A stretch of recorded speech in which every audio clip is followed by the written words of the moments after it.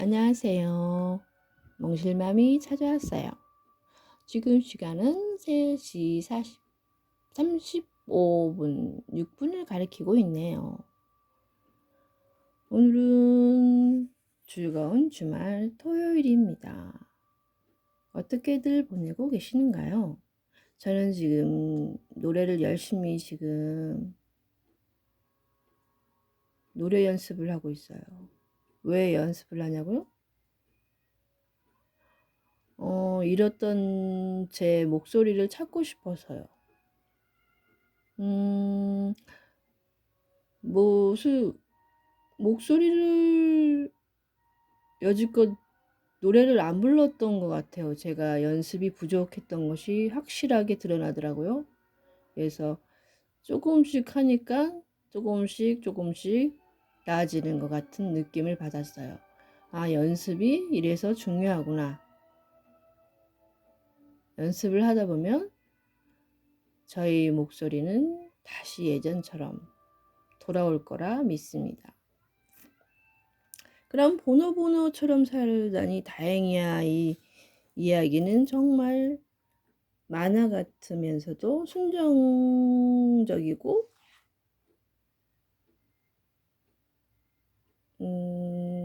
순수하다고 할까요? 제가 워낙 순수하다 보니 책을 골라도 이런 순수한 것만, 이번 책들은 다 순수해요. 책들이 읽을 만한 교훈적인 것들만 다 갖고 온 것 같아요.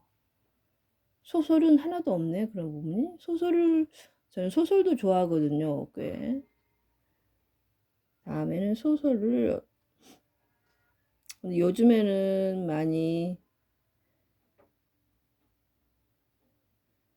재미있는 것을 많이 찾아야 되고 또 재밌게 살아야 하려고 하고 있으니까 모든 게 다 서서히 다 이루어질 거라 믿으면서 보노보노처럼 살다니 다행이야를 계속 이어갈게요. 그래서 이 너구리가 친구가 되는 방법에 대해서 계속 이어나갈게요. 예전에 함께 일하는 윗사람 때문에 골머리를 썩인 적이 있다. 무슨 일을 해도 칭찬하는 법이었고 심지어 인사도 잘 안 받아주고 사소한 대화도 다른 사람들하고만 하려는 게 나를 영 불편하게 여기는 눈치였다. 그에게 인정받거나 친해질 필요까지는 없더라도 작은 회의실에서 함께 일하는 사이라 마음이 편치 않았다. 대놓고 괴롭히거나 불만을 드러나는 게 아니어서 더 난감했다. 이럴 때 어떻게 해야 할지 고민하던 내게 친언니가 그랬다. 가끔 그 사람한테 먹을 걸 줘봐. 초코, 바나나, 캔과 커피 같이 작은 거요. 사람들은 먹을 걸 주면 좋아해. 그 말을 듣고 뭐 이런 유치한 조언이 다 있나 싶었다. 다 큰 어른한테 먹을 걸 갖다 주라니. 초코바나 캔 커피 따위로 사람 마음이 흔들리겠냐? 하지만 시간이 지날수록 점점 더 마음을 열지 않는 사람 대하게 지쳐 한번 실행해봤다. 그랬더니 그분은 내가 건넨 초코바에 피식 웃더니 이렇게 말했다.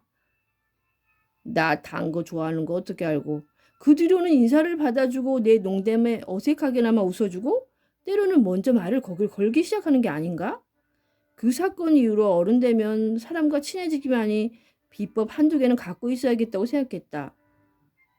친언니 간식 기법처럼 언제든 가뿐하게 활용할 수 있는 방법이 있다면 유용하겠지. 가끔은 사회생활이나 인간관계 때문에 고민하는 사람에게 슬쩍 알려줄 수도 있을 것이다.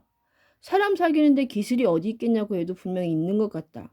진심은 통하게 돼 있다는 상식도 때로는 배신당하게 일쓰고 아부인 걸 뻔히 알면서도 칭찬하는 말에는 나도 모르게 입꼬리가 올라가니까. 아무렇지도 않게 사람과 친해지고 어딜 가나 사랑받는 사람을 볼 때마다 때로는 부럽고 배 아프기도 하다. 하지만 따지고 보면 나는 관계를 시작하는 일에 대해 고민할 뿐 관계를 유지하는 일에는 별 신경을 쓰지 않았다. 관계에 있어 진짜 중요한 것은 시작이 아니라 유지인 것을. 기술로 시작하는 관계는 일단 시작은 되더라도 기술이 녹슬거나 열정이 사라지거나 내 뜻과는 다른 상대의 모습을 발견하면 서서히 변한다. 반면 유지하는 일에 더 집중하는 사람들의 관계는 시작은 밋밋하거나 덜컹거리더라도 길고 가늘게 이어진다. 한 번 된 것이 된 인연을 소중하게 생각하는 사람들. 순간순간이 잔재미보다 마음 나누는 일을 더 중요하게 여기는 사람들. 누군가가 품은 진심을 결국에는 알아차리는 사람들. 그들은 관계를 향해 전력 질주하기보다는 천천히 걸어가는 걸 즐긴다. 성관 같은 매력보다 같이 있을 때 느껴지는 편안함을 선호한다. 마치 보노보노와 친구들처럼. 매일 쓸데없는 것만 버리는 것 같은 보노보노와 친구들에게도 그들만이 관계 유지 기술이 있다. 그건 상대라는 존재를 그러려니 하는 마음이다. 보노보노는 너구리 개팍함을 그러려니 하고 포로리는 보노보노의 소심함을 그러려니 한다. 서로에 대해 호기심은 가질지언정 함부로 재단하지 않는다. 애초에 상대라는 존재에 대해 내가 평가할 수 있는 권한이 있다고 생각하지 않는다. 쟤는 왜 저래가 아니라 쟤는 원래 저러네 라는 인정이 그들이 우정 안에는 존재하기에 오늘 싸우고도 다음 날이면 아무렇지 않게 어울린다. 그리고 누군가가 낯선 모습을 보일 때 자기도 그런 적이 있었음을 기억해낸다. 어느 날 보노보노는 친구가 되고 싶어서 도리도리를 찾아가지만 도리도리는 수줍어하면서 계속 징징거린다. 하지만 보노보노는 당황해서 땀을 삐질삐질 흘리면서도 화내거나 집으로 돌아가는 대신 가만히 곁에 머문다. 왜냐하면 자기도 그런 적이 있었다는 사실이 떠올랐기 때문이다. 나는 도리도리를 이해한다. 나는 도리도리를 이해한다. 나도 계속 울기만 한 적이 있어서 잘한다. 내가 운 이유는 배고프고 싶지 않은데 배고파지는 거랑 춥고 싶지 않은데 추워지는 거랑 무섭고 싶지 않은데 무서워지기 때문이었다. 그렇기 때문이었다. 실제로 해달은 사람이 접근하면 자신이 조개를 준다고 한다. 그건 나에게 있어 소중한 것을 줄 테니 해치지 말아요라는 뜻이라고 한다. 그럼에도 불구하고 사람들은 해달을 잡아가고 세상에서 해달은 점점 줄어들고 있다는 슬픈 이야기. 그러고 보면 관계에 있어서 가까워지고 싶은 만큼 중요한 것은 그 마음을 선하게 받아들여주는 마음이 아닐까? 모든 관계로 그로 인해 시작되니까. 그렇게 시작된 관계는 그러려니 하는 마음으로 유지하면 된다는 것을 보노보노와 친구들은 알려주었다. 천천히 걷듯이 이어가는 관계는 좀처럼 깨지거나 망가지지 않을 거라는 것을 가르쳐 주었다. 해달은 자신의 조개를 준다고 자기가 사랑하는 갖고 있는 것을 주면서 살려달라고 이렇게 하는군요. 이런 마음이 있는데 사람들은 너무해요. 정말. 그 다음은 진짜 친구라는 증거. 만나고 돌아서면 찜찜한 사람이 있다. 아무리 오래된 친구건 늘 비싼 밥을 사주는 선배건 듣기 좋은 말만 해주는 후배건 상관없이 헤어지고 집에 오는 길을 유난히 쓸쓸하게 만드는 사람이 있다. 나에게도 그런 친구가 있다. 알고 지낸 지도 오래됐고 평소 내 일에 많은 관심을 보이며 나를 자주 만나고 싶어하는 친구지만 웬일인지 만나면 그다지 편치가 않았다. 처음에는 내가 괜히 까다롭게 구는 것 같다 미안했다. 그런데도 마음이 즐겁지 않은 건 사실이니 난감하기만 했다. 대체 왜 나는 그 친구를 불편할까? 그러던 어느 날 또 다른 친구와 만나던 자리였다. 여느 때와 다름없이 요즘 있었던 속상한 이야기를 꺼내는 친구 앞에서 나름이 조언을 이어갔다. 그러는 도중에 친구가 갑자기 진지한 표정으로 말했다. 이럴 땐 충고하지 말고 그냥 들어주면 안 돼? 갑작스레 날아든 돌직구 앞에서 우물쭈물하는 사이에 불현듯 그 친구 얼굴이 떠올랐다. 아, 이런 거구나. 그래서 내가 그 친구를 불편해했던 거구나. 친구를 만날 때마다 나의 외모, 스타일, 행동, 말투를 지적하며 어떻게든 고쳐주고 싶어 했다. 나의 최근 소식과 결정을 들을 때마다 바른 말을 늘어놓으며 그게 아니라 이거라며 모범답안을 알려주려 했었다. 그러면서도 꼭 덧붙이는 한마디가 있었다. 다 너 생각해서 그러는 거야. 처음에는 애정이라고 느껴져서 고마웠지만 만날 때마다 묘하게 기분이 가라앉았다. 내가 그렇게 문제 많은 사람인가? 늘 지적하고 조언해주지 않으면 큰일 날 정도로 형편없나? 그 친구를 만나고 돌아온 날이면 새벽까지 자아 비판을 하느라 점을 설친 적도 있었다. 하지만 이제야 깨달았다. 나 역시 친구를 그렇게 대하고 있었다는 것을.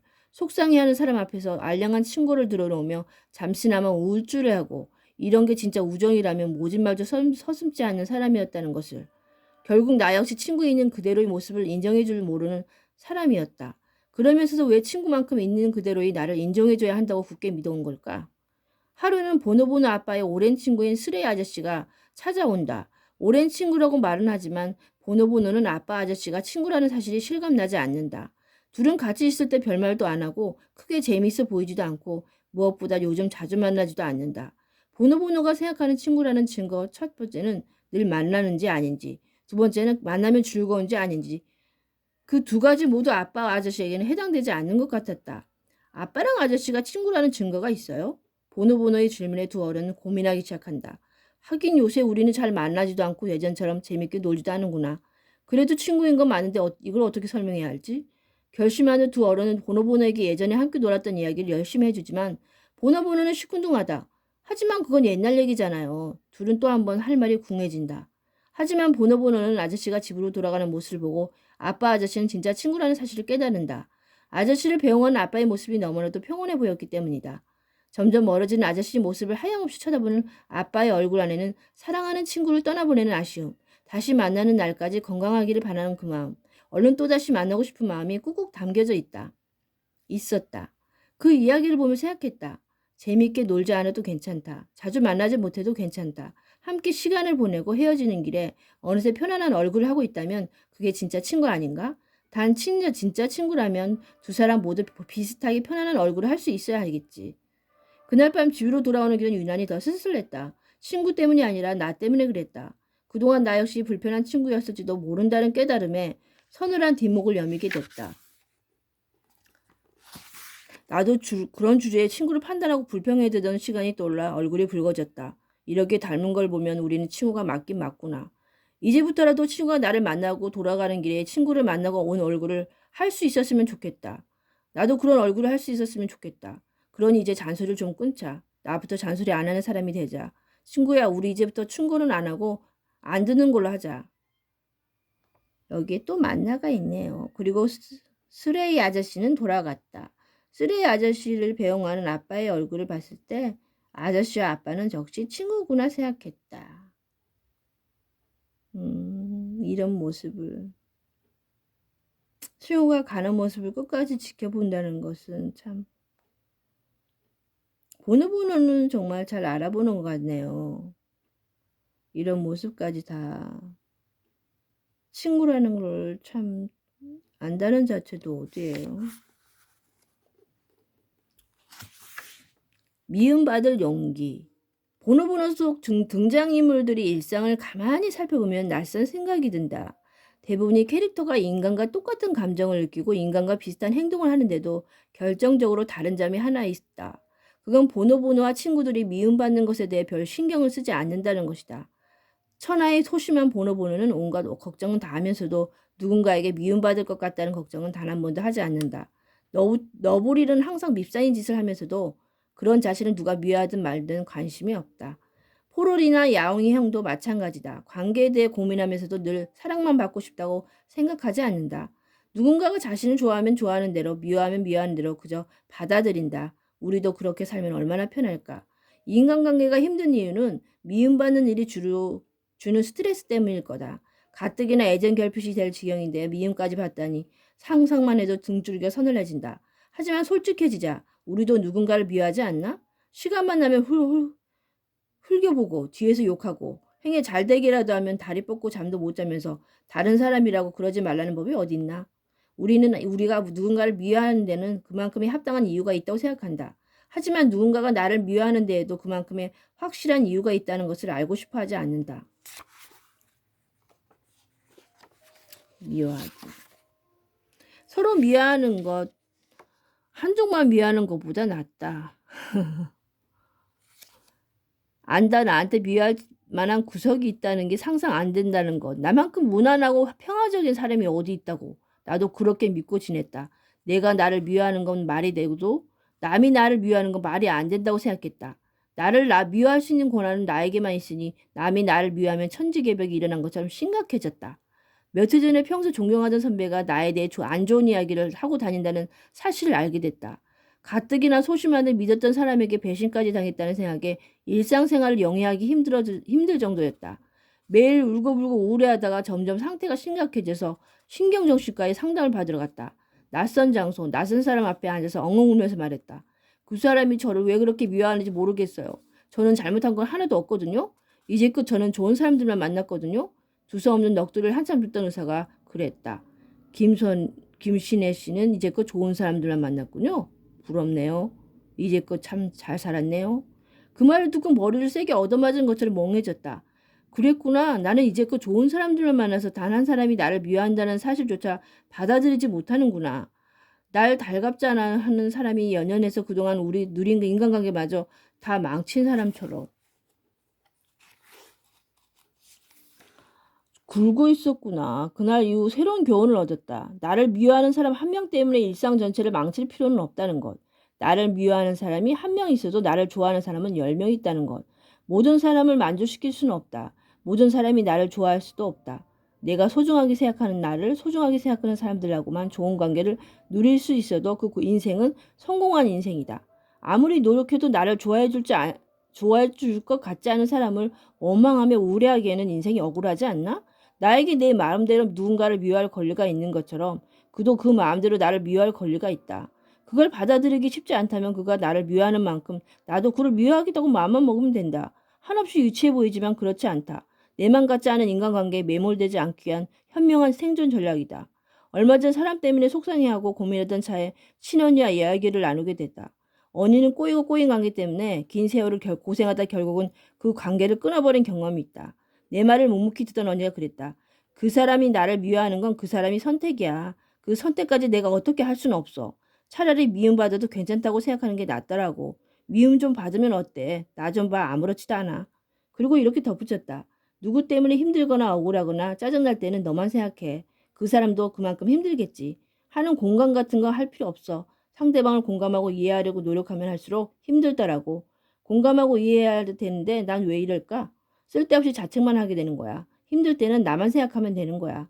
미움 좀 받아본 사람이 하는 진한 조언이 어찌나 위로가 되던지.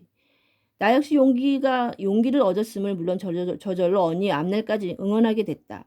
그렇다. 미움 좀 받으면 어떤가? 우리 주변에는 아무리 미움받을 짓을 해도 날 미워하지 않은 사람이 있는데 그 말은 반대로 아무리 예쁨받을 짓을 해도 예뻐해주지 않은 사람도 있을 수 있다는 얘기다.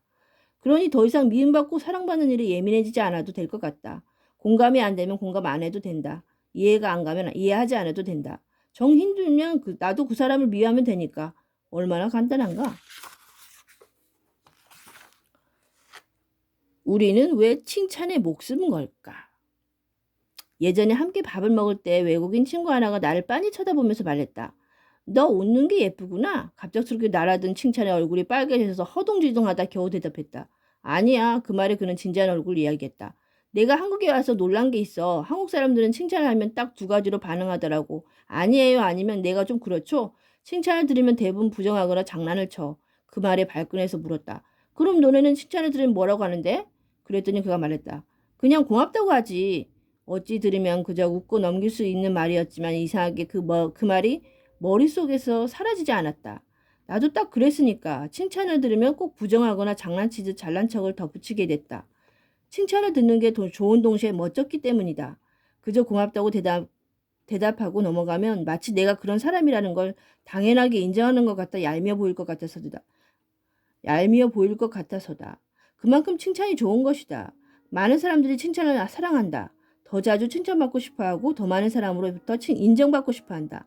하지만 그렇게 원하고 바라던 칭찬을 듣고 나서는 마치 칭찬이 달갑지 않다는 듯 행동한다. 그게 더 고상해 보이니까. 그렇다고 해서 칭찬을 해주지 않으면 서운하거나 화가 난다. 대놓고 칭찬해달라고 요구할 수도 없고 그렇다고 칭찬을 안 받고 살기에는 섭섭하고. 이건 뭐 일상이 칭찬과의 싸움을 넘어 자기와의 싸움이 될 정도다. 대체 우리는 왜 이렇게 칭찬에 목숨을 걸면서도 칭찬받는 일에 익숙해지지 않을까? 도대체 칭찬이 뭐길래 사람을 이렇게 뒤틀리게 만드는 걸까? 몇 년 전 함께 방송 일을 하게 된 유명인이 있다. 재능이 있는 데다 호감도도 높아서 인기인이라고 말하기에 어색함이 없는 사람이었다. 당시에는 이러저러한 이유로 드물게 활동하고 있었지만 가능성까지 능력까지 갖추고 있어서 언제 다시 TV에 등장하더라도 시청자들이 반길 만한 스타였다. 나 역시 평소 자신 있게 팬이라고 말하고 다녔다. 하지만 그는 함께 작업을 하는 내내 심기가 불편해 보였다. 프로그램 색깔과 내용이 그의 성향과 맞지 않는 것도 아니었고 촬영에 고되거나 제작진이 무리한 요구를 하는 것도 아니었다. 그럼에도 일할 때마다 석연치 않은 태도를 보였다. 처음에는 알고 보니 성격이 안 좋은 사람인가 생각했지만 내 성격은 뭐 그리 좋다고. 보기와는 다르게 무척 내성적이고 예민한 사람인가 보다라는 생각도 했지만 그게 이유인 것 같지는 않았다. 영문도 모른 채 사이만 점점 멀어지는 느낌이 들었고 그와 가장 가까이서 일하는 사람으로서 이 문제만큼은 해결하고 넘어가야겠다는 생각이 들었다. 얼마 뒤 문제는 엉뚱한 부분에 있었다는 걸 알았다. 초반에 함께 일을 시작했을 때는 그가 칭찬을 불편해하는 사람인 줄 알았다. 팬이라는 말을 듣고는 어색해하고 얼버무리고 꼭 한번 같이 일해보고 싶었다는 말에 별 반응을 안 하는 모습을 보고 자기한테 칭찬을 자주 하는 사람을 달가하지 않은가 보다 했다. 그래서 그 이후부터 가급적 칭찬하지 않았다. 만나거나 통화할 때 담소를 짧게 나누고 업무에 대해 설명하고 일을 진행했는데 문제가 없게끔 의사소통을 나누는 게 다였다. 하지만 그는 오히려 그런 내 모습이 달갑지 않았나 보다. 점점 이유도 없이 꼬투리 잡거나 말을 늘어지고 커뮤니케이션이 안 된다는 뉘앙스의 표현을 꺼내며 사람 뚜껑을 열리게 만들었다. 처음에는 내가 뭘 잘못했는지 곰곰이 생각해봤지만 무례한 건 내가 아니라 그였다. 같이 일하는 사람들에게도 자주 그 사람 대체 왜 그래? 라는 이야기를 듣곤 했다.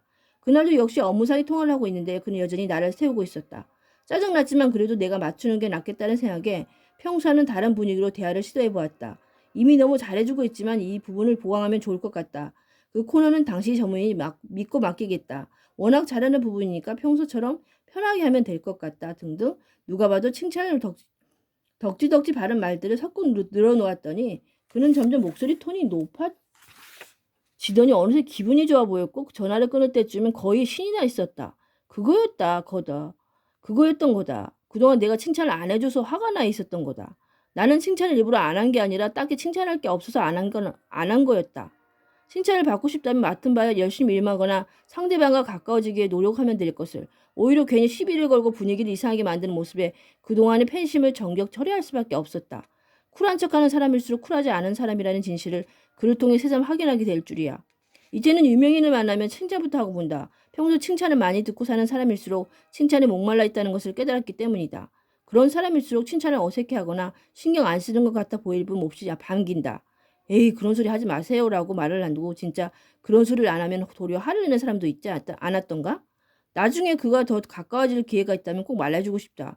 칭찬 같은 거 없어도 너는 충분히 멋있다고. 오히려 칭찬을 포기 못하는 안달복달이 내 발목을 잡는 것 같다고. 그럼 그는 자기를 대체로 뭐로 보는 거냐며 불같이 화를 내겠지? 그럴 땐 소심한 나지만 한마디 하고 싶다. 그냥 보이는 그대로 보고 있는 거야.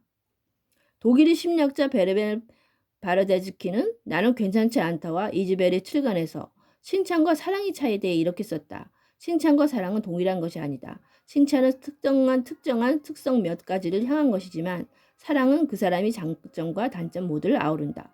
따라서 아무리 칭찬을 많이 받더라도 나머지 부분은 존경과 수용, 그리고 애정을 향한 갈망은 채워지지 않기 때문에 결핍된 부분은 늘 다른 곳에서 메워야 한다. 우리는 칭찬받는 일을 사랑받는 일과 혼동한다. 그래서 칭찬이 없을 때는 기가 죽고 수술하고 때로는 불안하거나 화도 난다. 하지만 칭찬을 갈구할수록 더욱 외로워지는 경험은 이제껏 질릴 만큼 해오지 않았나. 칭찬 다음에 늘 더 큰 칭찬이 있어야 한다. 그렇지 않으면 칭찬을 받기 전보다 마음이 더 불행해진다. 칭찬은 고래를 춤추게 할 수도 있지만 고래를 좌절시킬 수도 있다. 나 역시 칭찬이 좋다. 칭찬 들을 때마다 으쓱해진다. 그러므로 좋은 말을 들었을 때는 겸손한 척하거나 부정하거나 더 큰 잘난 척을 보태지 말고 그저 겸허히 기뻐해야겠다고 다짐해 본다. 그래야 더 해줄 테니까. 그러니 칭찬을 들을 때마다 입 찢어지게 웃으면 고맙다고 말해야지. 그게 민망하면 슬쩍 차라도 한 잔 사줘야지. 그것도 왠지 노골적으로 느껴지면 마음속으로 칭찬한 사람이 많이 아껴줘야지.